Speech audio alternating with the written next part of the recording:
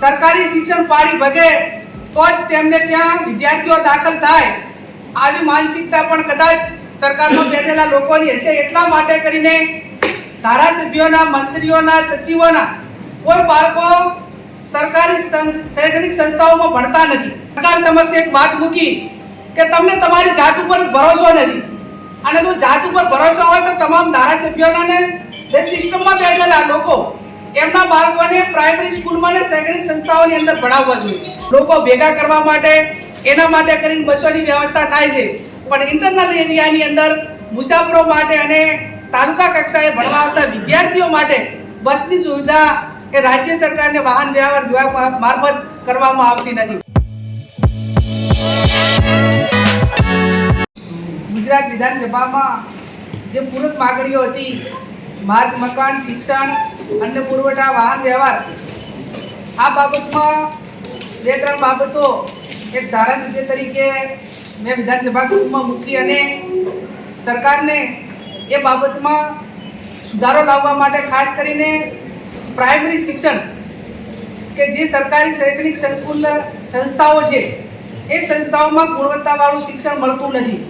ક્યાંક ભૌતિક સુવિધાઓનો અભાવ છે, ક્યાંક શિક્ષકો નથી, અને ક્યાંક સરકારે જેના ઉપર અમલીકરણ કરવા માટેની જે સિસ્ટમ હોય એ સિસ્ટમમાં બાલા તબલાની નીતિના કારણે સરકારી જે સંસ્થાઓ છે એમાં માતા પિતા બાળકને ભણવા માટે ઓછું મૂકવાના કારણ એ જ છે।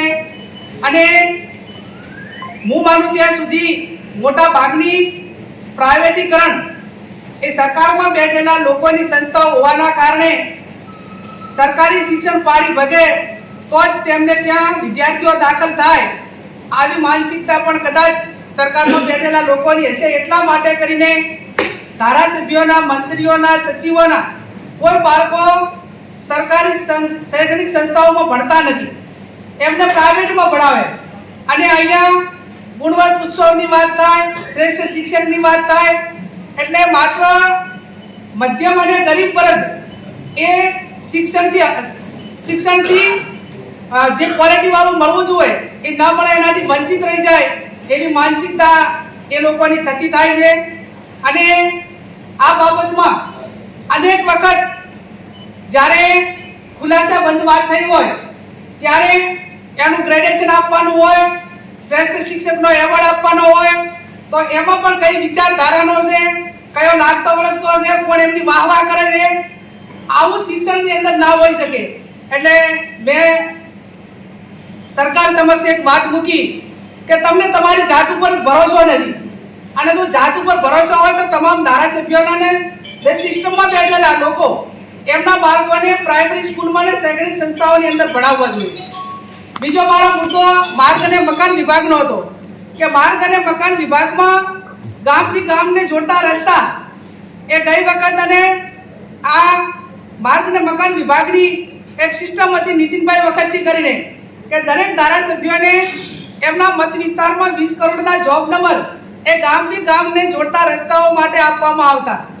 એક વર્ષથી જોબ નંબર આપવામાં આવ્યા નથી, અને માત્ર 5 કરોડની વાત થાય છે। ગ્રામ્ય વિસ્તારના લોકો ટેક્સ ભરે છે, 100% પીએચ વિસ્તાર હોવાથી તમામ લોકો ખેતરોમાં રહે છે, એમના બાળકો ચોમાસાની અંદર સ્કૂલ સુધી જઈ શકતા નથી, રોજંદારનો એમનો જે ગામ સાથેનો વ્યવહાર હોય એમાં પણ મુશ્કેલી અનુભવે છે।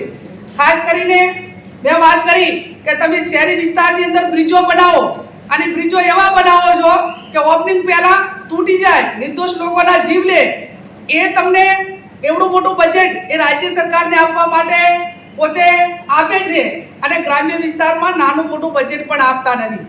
માર્ગ અને મકાન વિભાગમાં જે વર્ષો જૂના સિંગલ રસ્તા છે એને વસ્તીનું ધોરણ વધ્યું, ટ્રાફિક વધ્યું, આ એક્સિડન્ટની સમસ્યાઓને બધી ઘટાડવા માટે એને પોળા કરવા પણ ખૂબ જરૂરી છે। મુખ્યમંત્રી સડક યોજનાની અંદર માત્ર 5000 કરોડનું બજેટ ફાળવ્યું છે કે જે 22000 કરોડનો કુલ બજેટના સરખામણીમાં ઘણું ઓછું છે। એટલે આ વાત પણ અમે સરકાર પાસે મૂકી છે। અન્ય પુરવઠા વિભાગની વાત તો એની અંદર રાજસ્થાનમાં દેશના વડાપ્રધાન જઈને એમ કે રાજસ્થાનમાં બીજેપીની સરકાર આવશે તો અમે 450 રૂપિયે ગેસ સિલિન્ડર ગૃહિણીઓને આપશું। તો ગુજરાતની અંદર એમને 30 વર્ષથી ગુજરાતની જનતાએ જનાદેશ આપ્યો છે. તો ગુજરાતની વાત એ બજેટમાં ના થાય, વિધાનસભા ગૃહમાં ના થાય, અને દેશના વડાપ્રધાન એ ગુજરાતના હોય તો એમના મોઢે ગુજરાતની ગૃહિણીઓ માટે ક્યારેય આ વાત સાંભળવામાં નથી આવતી ને એનું અમલીકરણ પણ થતું નથી. વાહન વ્યવહારની વાતમાં જે બસો એમના લોકમેળા કરવા માટે, એમની પબ્લિસિટી લોકો ભેગા કરવા માટે, એના માટે કરીને બસોની વ્યવસ્થા થાય છે. પણ ઇન્ટરનલ એરિયાની અંદર મુસાફરો માટે અને તાલુકા કક્ષાએ ભણવા આવતા વિદ્યાર્થીઓ માટે બસની સુવિધા એ રાજ્ય સરકારને વાહન વ્યવહાર વિભાગ મારફત કરવામાં આવતી નથી. એટલે આ લોકોની કરણી અને કથણીમાં ઘણો ફેર છે. અપેક્ષા રાખીએ અને ગુજરાતની જનતાને આપના માધ્યમથી કહેવા માંગુ છું કે તમે 156 સીટો આપીને એમની પાસે આશા અપેક્ષાઓ હતી એ સરકાર નથી પૂરી કરતી, ત્યારે ધાર્મિકતા ઠીક છે, દરેકના આપણા માટે હોઈ શકે, આપણે જે વિસ્તારમાં જેને જે ધર્મને માનતા હોઈએ, પણ એની સાથે પ્રાથમિક સુવિધાઓ, લોકોની જરૂરિયાત, પાણી, રસ્તા, રોડ અને જે રોજિંદાની જીવનની જરૂરિયાતો છે એમાં સરકાર જે અંશે મદદ કરવાની થતી હોય એ નથી કરતી. આ બાબતમાં જે મારો આજે વિધાનસભામાં માગણી, પૂરક માગણીઓમાં પ્રશ્ન હતો અને આ પ્રશ્ન આજે હું આપના માધ્યમથી ગુજરાતની જનતા સુધી પહોંચાડું છું અને સરકારને પણ વિનંતી કરું છું કે તમે વિરોધ પક્ષને માત્ર ભલે અમારું સંખ્યાબળ ઓછું હોય પણ ગુજરાતના પ્રશ્નો કે લોકોના પ્રશ્નો મૂકવામાં તમે અમને નહીં અટકાવી શકો. અમારું તમારા તરફ ધ્યાન દોરી અને લોકોની સમસ્યા તમારા સુધી પહોંચાડવાની મીડિયાના માધ્યમથી જવાબદારી અમારી છે અને એનું અમલીકરણ કરવાની જવાબદારી સરકારની છે. તો સરકાર આ તમામ બાબતોનું અમલીકરણ કરે એવી હું અપેક્ષા રાખું છું.